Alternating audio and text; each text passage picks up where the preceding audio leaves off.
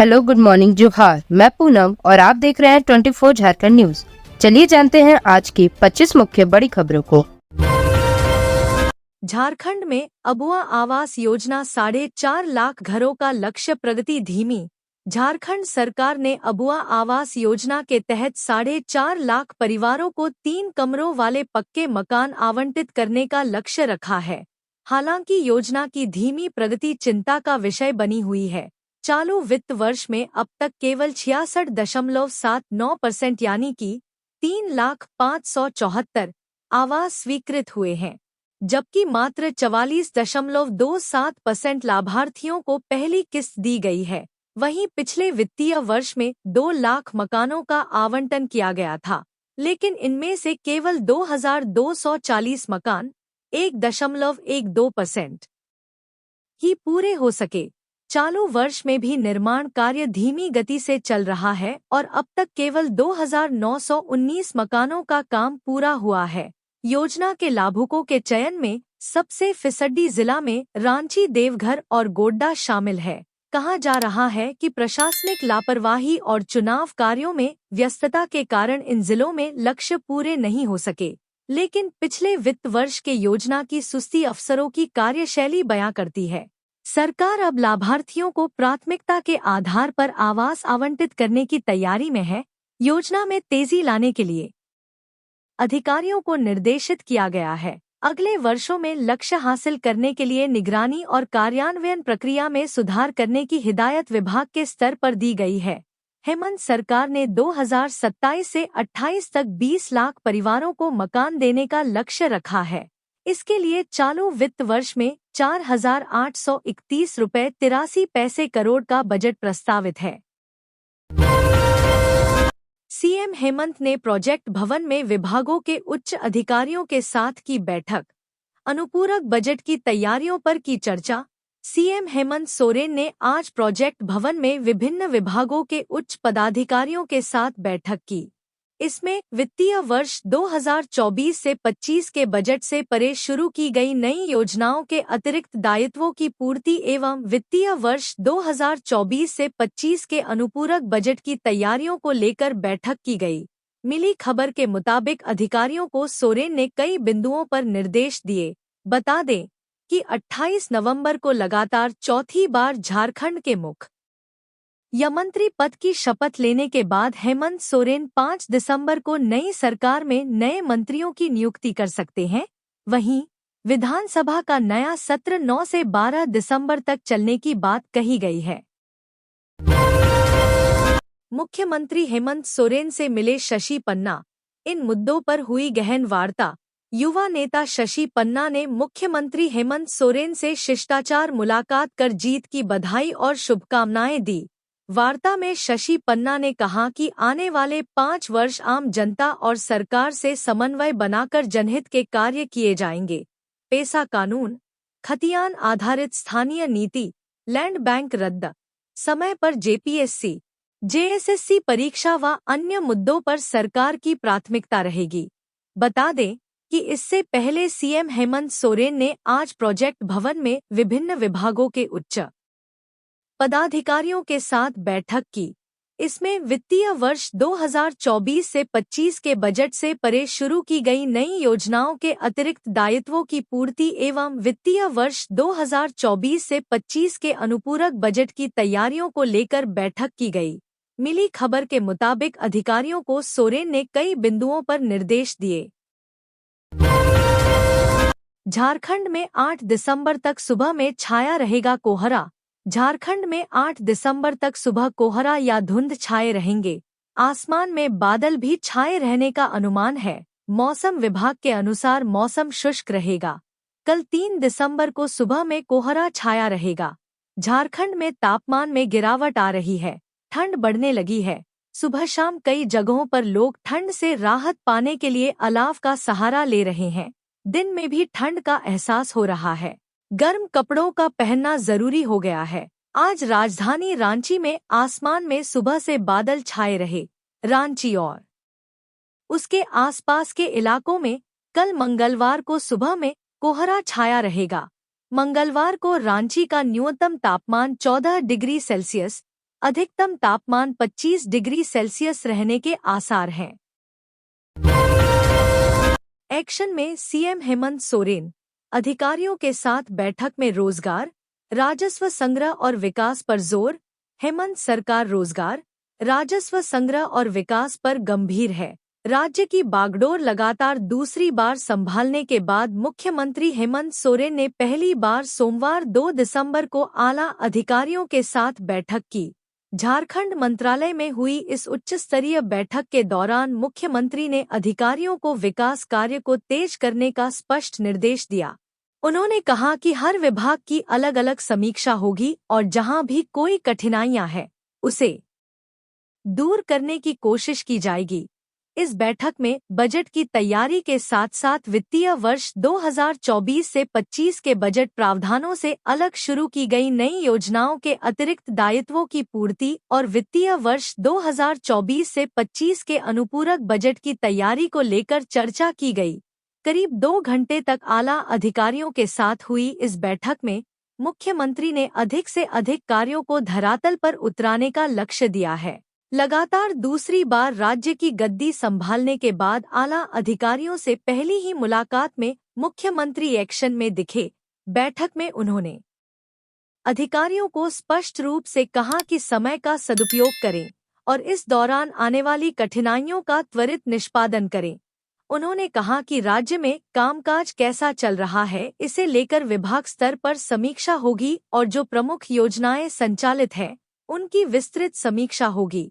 झारखंड मंत्रालय में बैठक के बाद सीएम हेमंत सोरेन ने मीडिया से बातचीत की। इस दौरान हेमंत सोरेन ने कहा कि समय का सदुपयोग हो और विकास कार्यों को तेज करने के निर्देश दिए गए हैं। उन्होंने कहा कि मंत्री परिषद का गठन हो जाने के बाद विकास कार्यों में और तेजी आएगी। उन्होंने कहा कि यदि कोई समस्याएं आती है तो उसका समाधान निकाला जाए। बैठक में मुख्य सचिव अलका तिवारी सहित विभिन्न विभागों के प्रधान सचिव मौजूद थे। Remove all full stop at comma. Jharkhand विधानसभा चुनाव में हारी सीटों पर कांग्रेस करेगी समीक्षा, जिलावार समितियां गठित। झारखंड विधानसभा चुनाव 2024 में कांग्रेस ने जिन सीटों पर हार का सामना किया है, उनकी समीक्षा के लिए प्रदेश कांग्रेस ने पहल शुरू कर दी है।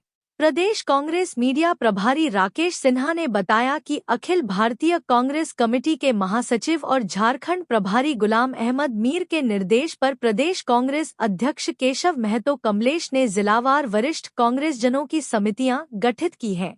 इन समितियों को हार की परिस्थितियों और कारणों का विश्लेषण करने का जिम्मा सौंपा गया है। समितियां जिलाध्यक्षों, प्रखंड और मंडल स्तर के नेताओं और संबंधित संगठनों के साथ बैठक करेंगी। समितियां जिला स्तरीय कार्यकर्ताओं और पदाधिकारियों के साथ बैठक कर हार के पीछे के राजनीतिक, सामाजिक और क्षेत्रीय कारणों का विश्लेषण करेंगी। पार्टी नेतृत्व को सुझाव और सिफारिशें प्रस्तुत की जाएंगी ताकि भविष्य में रणनीतिक सुधार किए जा सके। 20 लाख चोरी कांड का रामगढ़ पुलिस ने किया खुलासा। मध्य प्रदेश से अपराधी गिरफ्तार। 20 लाख रुपया चोरी कांड का रामगढ़ पुलिस ने खुलासा किया है। एसपी अजय कुमार के निर्देश पर पुलिस की टीम ने कार्रवाई करते हुए मध्य प्रदेश से घटना में शामिल अपराधी आकाश धानक को गिरफ्तार किया। सोमवार को एसपी ने प्रेस कॉन्फ्रेंस कर जानकारी देते हुए बताया कि बीते 29 नवंबर की रात रामगढ़ थाना क्षेत्र में रहने वाले वेब्स रेस्टोरेंट के मालिक संजीव कुमार चड्डा के घर का अलमीरा तोड़कर नगद करीब 20 लाख रुपया और सोने, चांदी, हीरे के जेवरात की चोरी कर ली गई थी। मामले के खुलासे के लिए एसपी ने एक टीम का गठन किया और पुलिस की टीम को जांच के लिए मध्य प्रदेश का सागर जिला भेजा गया। पुलिस की टीम ने स्थानीय पुलिस के सहयोग आकाश धानक को गिरफ्तार किया। उसके पास से 14,31,000 रुपया और जेवरात को बरामद किया गया है। रामगढ़ पुलिस ने घटना उद्भेदन 48 घंटे के अंदर कर लिया। केंद्रीय सरना समिति और संगठनों के सदस्य ने की सीएम हेमंत सोरेन से मुलाकात। इन मुद्दों पर हुई बात। सीएम आवास में केंद्रीय सरना समिति और विभिन्न संगठनों से के प्रतिनिधियों ने हेमंत सोरेन से मुलाकात की। सोशल मीडिया पर इसकी जानकारी देते हुए सोरेन ने सभी का आभार जोहार व्यक्त किया है। सीएम ने कहा कि लोगों से मुलाकात कर उनकी समस्याओं के त्वरित समाधान के लिए अधिकारियों को निर्देश दिया। बता दें कि इससे पहले सीएम हेमंत सोरेन से मुख्यमंत्री आवासीय कार्यालय में सोमवार को ही पूर्व वित्त मंत्री डॉक्टर रामेश्वर उरांव ने मुलाकात की। माना जा रहा है कि इस मुलाकात में सरकार गठन को लेकर अहम बातें हुई हैं, लेकिन मीडिया में इसकी जानकारी नहीं दी गई है। कहा गया कि यह सीएम हेमंत सोरेन के साथ उनकी शिष्टाचार भेंट थी। सीएम हेमंत सोरेन का अफसरों को निर्देश, राजस्व उगाही में तेजी लाएं, अतिरिक्त राजस्व की संभावनाएं तलाशें, राज्य में विकास कार्यों को गति देनी है और राजस्व संग्रहण को भी बढ़ाना है। ऐसे में सभी विभाग राजस्व उगाही में तेजी लाने के साथ अतिरिक्त राजस्व संग्रहण के नए स्रोतों के लिए संभावनाओं को तलाशें। मुख्यमंत्री हेमंत सोरेन आज झारखंड मंत्रालय में विभिन्न विभागों के प्रधान सचिव के साथ वित्तीय वर्ष 2024 से 25 के बजट से परे शुरू की गई नई योजनाओं के अतिरिक्त दायित्वों की पूर्ति एवं वित्तीय वर्ष 2024 से 25 के अनुपूरक बजट की तैयारियों को लेकर उच्च स्तरीय बैठक में अधिकारियों को ये निर्देश दिए। मुख्यमंत्री ने कहा कि राजस्व प्रबंधन को मजबूत बनाएं, इसके साथ राजस्व की बर्बादी तथा स्थापना व्यय को नियंत्रित करने के लिए कदम उठाए जाएं। मुख्यमंत्री ने अधिकारियों से यह भी कहा कि रेवेन्यू जनरेट सिस्टम का माइक्रो लेवल ऑब्जर्वेशन कर इसकी खामियों को दूर करें। उन्होंने कहा कि सभी विभाग राजस्व संग्रहण का एक्शन प्लान तैयार करें। मुख्यमंत्री ने कहा कि कई बार विभागों के बीच कोऑर्डिनेशन नहीं होने से राजस्व संग्रहण की गति धीमी हो जाती है और लक्ष्य के हिसाब से राजस्व संग्रहण नहीं हो पाता है। ऐसे में इस समस्या के समाधान के लिए सभी विभाग आपस में समन्वय बनाकर राजस्व संग्रहण के कार्य को करें। इसके लिए जिलों में विभिन्न विभागों के अधिकारियों की जिम्मेदारी तय होनी चाहिए। मुख्यमंत्री कहा कि कई विभागों में ऐसी कई एजेंसी, बोर्ड और निगम हैं जो राजस्व का बेहतर माध्यम साबित हो सकते हैं। ऐसी एजेंसियों को बिजनेस मॉडल के रूप में स्थापित करें ताकि वे अपने कार्यों का विस्तार कर सकें। इससे राज्य को अतिरिक्त राजस्व की प्राप्ति होगी। चोरी की गई स्कूटी के साथ पकड़े गए 3 अपराधी। जमशेदपुर के जुगसलाई थाना में एक व्यक्ति ने रविवार को स्कूटी चोरी होने की शिकायत दर्ज कराई थी। इस मामले पर संज्ञान लेते हुए एक पुलिस ने छापेमारी टीम का गठन किया। इसके बाद गुप्त सूचना के आधार पर पुलिस टीम ने 3 आरोपियों को चोरी की गई स्कूटी के साथ गिरफ्तार किया। गिरफ्तार आरोपियों में से एक पर पहले से भी किसी मामले में केस दर्ज है। इस मामले की जानकारी पुलिस ने प्रेस वार्ता के जरिए दी। जमशेदपुर के बागबेड़ा थाना क्षेत्र के मुखिया ऑफिस नया बस्ती निवासी लक्ष्मी रजक के 37 वर्षीय बेटे संतोष कुमार रजक ने जुगसलाई थाना में एक स्कूटी चोरी होने के संबंध में लिखित आवेदन दिया था। इस शिकायत के आधार पर थाना में कांड संख्या 111 दिनांक 1 दिसंबर 2024 धारा 303(2) बीएनएस के तहत केस दर्ज किया गया। इसके बाद पुलिस मामले की जांच में जुट गई। मामले की छानबीन के दौरान पुलिस को गुप्त सूचना मिली कि बाटा चौक के पास 3 लड़के एक काले रंग की स्कूटी से संदिग्ध अवस्था में घूम रहे हैं। इस पर त्वरित कार्रवाई करते हुए जुगसलाई थाना प्रभारी के नेतृत्व में एक छापेमारी दल का गठन किया गया। इसके बाद छापेमारी के दौरान पुलिस ने बाटा चौक से संदिग्ध अवस्था में बिना नंबर प्लेट के स्कूटी पर सवार 3 व्यक्तियों को पकड़ा और पूछताछ के लिए थाना ले आए। इसी बीच पूछताछ के क्रम में आरोपियों ने संबंधित स्कूटी को चोरी करने की बात स्वीकारी। इनकी निशानदेही पर चोरी की अन्य 2 स्कूटी और 2 मोटरसाइकिल बरामद किया गया। वहीं गिरफ्तार तीनों अभियुक्तों को आज न्यायिक हिरासत में भेजने हेतु न्यायालय में उपस्थापित किया गया। रांची डीसी मंजूनाथ भजंत्री की याचिका पर सुप्रीम कोर्ट में 6 दिसंबर को सुनवाई। सुप्रीम कोर्ट में रांची उपायुक्त मंजूनाथ भजंत्री की याचिका सुनवाई के लिए सूचीबद्ध हो गई है। मीडिया रिपोर्ट के अनुसार रांची डीसी की याचिका पर 6 दिसंबर को सुनवाई हो सकती है। बता दें कि रांची उपायुक्त ने सुप्रीम कोर्ट में एसएलपी स्पेशल लीव पिटीशन दाखिल की है। रांची डीसी ने अपनी याचिका में हाईकोर्ट के आदेश को चुनौती दी है, जिसमें एचसी द्वारा उन्हें चुनावी कार्य से दूर रखे जाने का आदेश है। उपायुक्त ने सर्वोच्च न्यायालय से उस आदेश को रद्द करने की मांग की है। बता दें कि झारखंड हाईकोर्ट ने 22 सितंबर को आईएएस अधिकारी मंजूनाथ भजंत्री के विरुद्ध विभागीय कार्रवाई करने और उन्हें चुनावी कार्यों से अलग रखने के आदेश के खिलाफ दायर अपील की याचिका स्वीकार की थी। वहीं हाईकोर्ट के इस फैसले के बाद मंजूनाथ भजंत्री को चुनावी कार्यों से दूर रखा गया था। इसके अलावा राज्य में विधानसभा चुनाव को लेकर लागू आचार संहिता के दौरान उन्हें आनन फानन में रांची डीसी के पद से हटाया गया था। साथ ही उनके स्थान पर वरुण रंजन रांची डीसी के पद पर पदस्थापित हुए थे। हालांकि सीएम हेमंत सोरेन के शपथ ग्रहण के बाद राज्य सरकार ने वापस मंजूनाथ भजंत्री को रांची का उपायुक्त नियुक्त कर दिया। सीएम हेमंत सोरेन से मिले इरफान अंसारी और संजीव सरदार, जीत की दी बधाई। सीएम हेमंत सोरेन से सोमवार को विधायक इरफान अंसारी और संजीव सरदार ने मुलाकात की। दोनों ने जेएमएम और इंडिया गठबंधन की जीत पर सीएम को बधाई दी।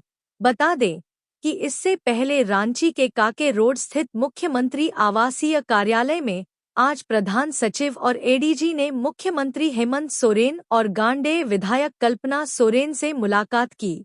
बता दें कि प्रधान सचिव डॉक्टर नितिन मदन कुलकर्णी और एडीजी सुमन गुप्ता की सीएम हेमंत के साथ यह मुलाकात शिष्टाचार भेंट थी। बता दें कि सोमवार को सीएम हेमंत सोरेन ने प्रोजेक्ट भवन में विभिन्न विभागों के उच्च पदाधिकारियों के साथ बैठक भी की। झारखंड में 7 महीने में एचआईवी संक्रमित के 1534 नए मामले। झारखंड में 7 महीने में 1534 एचआईवी के नए संक्रमित मरीज मिले हैं। झारखंड एड्स कंट्रोल सोसाइटी की ओर से जारी आंकड़ों के अनुसार राज्य में हर रोज औसतन 7 एचआईवी संक्रमितों की पहचान हो रही है। इस साल अप्रैल से अक्टूबर के बीच 7 महीने में राज्य में 1534 नए एचआईवी पॉजिटिव मरीजों की पहचान हुई है। इनमें 8 नवजात भी शामिल हैं। विभाग के अनुसार 7 महीने में राज्य में कुल 6,56,000 लोगों की एचआईवी स्क्रीनिंग की गई, जिसमें 1,534 मरीज पॉजिटिव पाए गए। ओडिशा से बिहार ले जा रहे थे गांजा, चतरा में पकड़े गए 4 तस्कर। चतरा जिला की सदर पुलिस ने पाराडीह बधार रोड से 8 लाख रुपए मूल्य के गांजा के साथ 4 तस्करों को गिरफ्तार किया है। बरामद गांजा का वजन 80 किलो बताया जा रहा है। साथ ही एक वाहन, 4 बाइक व 8 प्लास्टिक का टब जब्त किया गया। पुलिस आगे की कार्रवाई कर रही है। सोमवार को प्रेस वार्ता कर यह जानकारी थाना प्रभारी विपिन कुमार ने दी। उन्होंने बताया कि पुलिस अधीक्षक विकास कुमार पांडेय को गुप्त सूचना मिली थी कि पाराडीह बधार रोड से गांजा लेकर जा रहे हैं। इसी सूचना के आलोक में छापामारी टीम का गठन किया गया।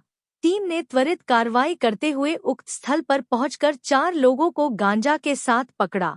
उनके वाहन की तलाशी के दौरान 80 पैकेट में बंद गांजा जब्त किया गया। वहीं इस कार्रवाई में 2 तस्कर मौके से भाग गए। इस संबंध में एनडीपीएस एक्ट के तहत मामला दर्ज कर सभी को जेल भेज दिया। वहीं वाहन, बाइक को जब्त कर उनके मालिक व फरार तस्कर की गिरफ्तारी को लेकर अभियान चलाया जा रहा है। इस छापामारी टीम में एसडीपीओ संदीप सुमन, थाना प्रभारी विपिन कुमार, पुलिस अवर निरीक्षक अनुरंजन कुजूर व कई जिला बल के जवान शामिल रहे। सीएम हेमंत सोरेन को डॉक्टर रामेश्वर उरांव और जेपीएससी सदस्य डॉक्टर जमाल अहमद समेत इन अफसरों ने दी बधाई। झारखंड के मुख्यमंत्री हेमंत सोरेन से सोमवार को लोहरदगा से नवनिर्वाचित विधायक डॉक्टर रामेश्वर उरांव ने मुलाकात की। झारखंड लोक सेवा आयोग जेपीएससी के सदस्य डॉक्टर जमाल अहमद ने भी मुलाकात की। इस शिष्टाचार भेंट में डॉक्टर अहमद ने मुख्यमंत्री को भारतीय मुसलमानों में जात पात और आरक्षण नामक पुस्तक भेंट की। इसके साथ ही सरकार गठन पर बधाई एवं शुभकामनाएं दी। राज्यपाल के प्रधान सचिव नितिन मदन कुलकर्णी और एडीजी सुमन गुप्ता ने सीएम हेमंत सोरेन और कल्पना सोरेन से मुलाकात की। उन्होंने दोनों को बधाई भी दी। मुख्यमंत्री हेमंत सोरेन से कई अफसरों ने भी मुलाकात की।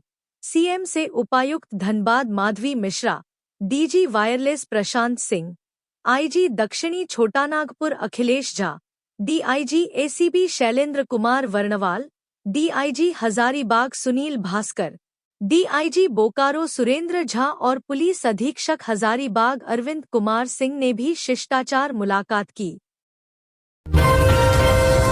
बाबूलाल मरांडी ने कहा, आदिम जनजाति के लिए विशेष समिति का गठन करे राज्य सरकार।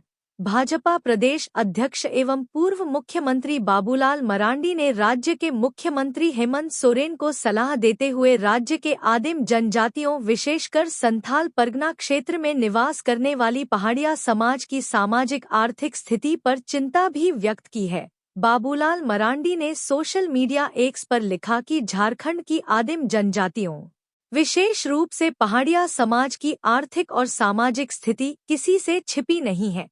आज भी यह समुदाय विकास की मुख्यधारा से कोसों दूर है और बुनियादी सुविधाओं से वंचित है। इनके गांवों तक आवागमन के लिए न तो सड़कों की उचित पहुंच है और न ही इन्हें स्वास्थ्य सेवाओं का लाभ मिल पाता है। गुणवत्तापूर्ण शिक्षा और पीने का पानी जैसी बुनियादी सुविधाओं का भी घोर अभाव है। कुपोषण, एनीमिया, मलेरिया जैसी गंभीर बीमारियां इनके जीवन का हिस्सा बन चुकी हैं। उन्होंने आगे कहा कि पहाड़िया समाज के उत्थान के लिए बनाई गई योजनाओं का लाभ भी अधिकतर बिचौलिए हड़प लेते हैं। इन पहाड़ी क्षेत्रों में उनके लगातार दौरे में पहाड़िया समाज की दयनीय स्थिति को देखकर यह साफ जाहिर होता है कि उनकी हालत बेहद चिंताजनक है। कहा कि आज़ादी के 75 वर्ष बाद भी आदिम जनजाति समाज की ऐसी स्थिति राज्य के लिए चिंताजनक है। उन्होंने मुख्यमंत्री से निवेदन किया कि झारखंड की आदिम जनजातियों विशेषकर पहाड़िया समाज के समग्र उत्थान के लिए एक विशेष समिति का गठन किया जाए। समिति द्वारा किए गए सर्वेक्षण और सिफारिशों के आधार पर 1 वर्ष की ठोस कार्य योजना तैयार की जाए ताकि उनकी समस्याओं का स्थायी समाधान हो सके।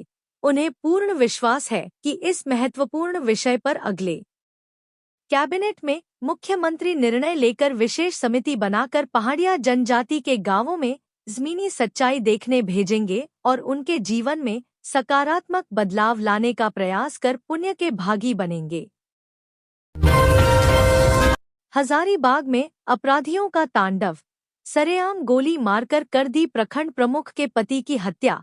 हजारीबाग जिला में अज्ञात अपराधियों ने सरेआम कटकमदाग प्रखंड प्रमुख विनीता कुमारी के पति उदय साव की गोली मारकर हत्या कर दी।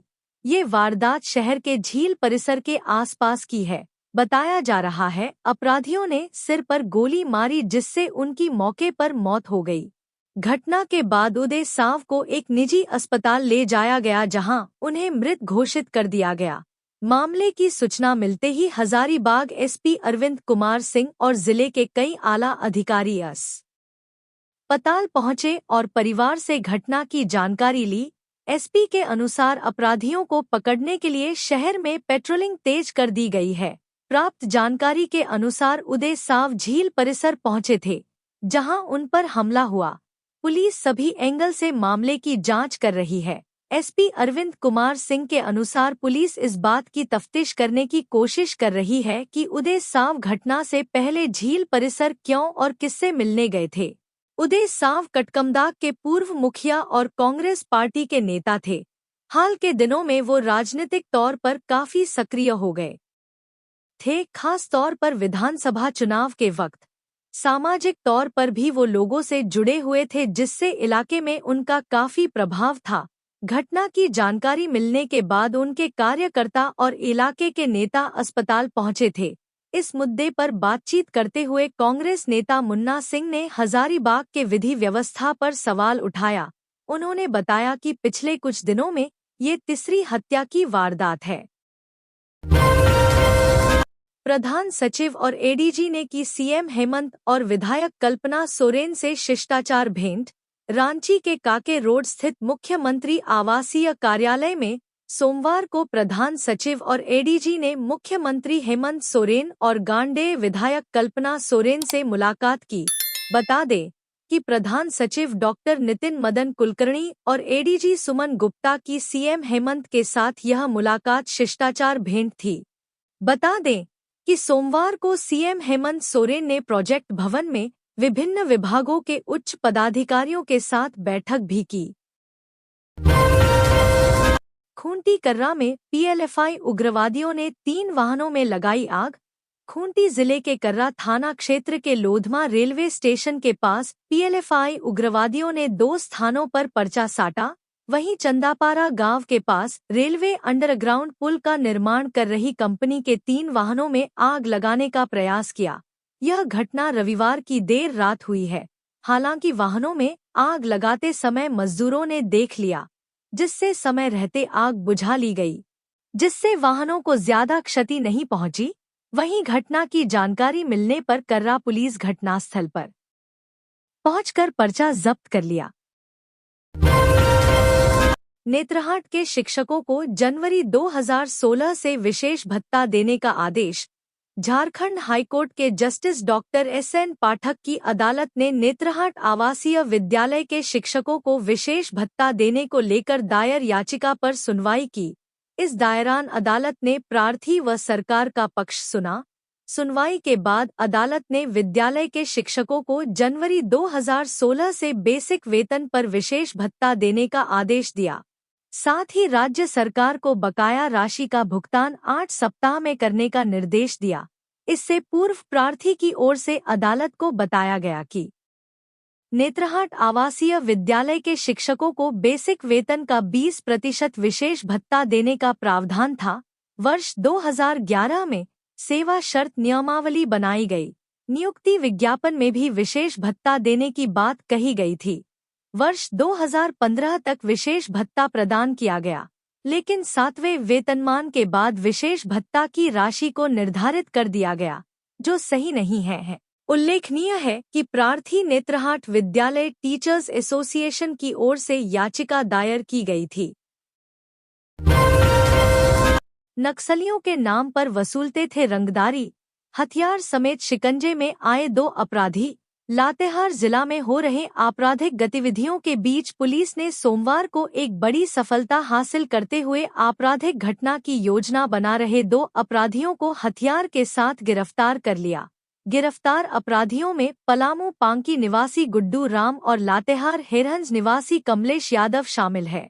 दोनों की गिरफ्तारी हेरहंज पांकी थाना के बॉर्डर से की गई। दरअसल लातेहार एसपी कुमार गौरव को गुप्त सूचना मिली थी कि हेरहंज और पांकी थाना क्षेत्र के सीमा पर स्थित इचाक जंगल में कुछ अपराधी हथियार के साथ जमे हुए हैं और किसी हिंसक घटना को अंजाम देने की योजना बना रहे हैं। इस सूचना के बाद पुलिस की टीम बनाई गई और अपराधियों की गिरफ्तारी के लिए घेराबंदी कर छापामारी की गई। हालांकि पुलिस को देखकर अपराधी भागने लगे, पर पुलिस ने 2 अपराधियों को गिरफ्तार कर लिया। छानबीन में उनके पास से 1 देसी राइफल, 1 देसी रिवॉल्वर समेत कई गोलियां बरामद हुई। अपराधियों के पास से नक्सली संगठन से संबंधित पर्चा भी बरामद हुआ। सोमवार को प्रेस वार्ता करते हुए बालूमाथ डीएसपी विनोद रवानी ने बताया कि गिरफ्तार दोनों अपराधी विभिन्न नक्सली संगठनों के नाम पर रंगदारी वसूलने का कार्य करते थे। इन अपराधियों के द्वारा हिंसक घटनाओं को अंजाम देकर क्षेत्र में दहशत फैलाने का भी कार्य किया जाता था। उन्होंने कहा कि सोमवार की रात को हिंसक घटना को अंजाम देने के लिए ही अपराधियों के द्वारा योजना बनाई जा रही थी। रांची डीसी ने मुख्य न्यायाधीश से की शिष्टाचार मुलाकात। झारखंड उच्च न्यायालय के मुख्य न्यायाधीश न्यायमूर्ति एमएस रामचंद्र राव से रांची डीसी मंजुनाथ भजंत्री ने सोमवार को शिष्टाचार मुलाकात की। खबर है कि डीसी ने उच्च न्यायालय स्थित मुख्य न्यायाधीश के कार्यालय में उनसे मुलाकात की। बता दें कि मंजुनाथ भजंत्री ने पिछले शुक्रवार को पदभार ग्रहण किया था। समाहरणालय ब्लॉक ए स्थित उपायुक्त कार्यालय कक्ष में वरुण रंजन ने उन्हें पदभार सौंपा। इस दौरान जिला स्तरीय पदाधिकारीगण उपस्थित थे। मंजूनाथ भजंत्री 2011 बैच के IAS अधिकारी हैं। तो ये थी आज की झारखंड की टॉप बड़ी खबरें। इसी तरह झारखंड की हर छोटी सी बड़ी खबर देखने के लिए आप हमारे चैनल 24 झारखंड न्यूज को सब्सक्राइब करके बेल आइकन प्रेस कर ले, जिससे झारखंड की हर छोटी सी बड़ी खबर की अपडेट आप तक पहुंचता रहे। तो आज के लिए बस इतना ही। हमें दीजिए इजाजत, फिर मिलते हैं नेक्स्ट न्यूज में।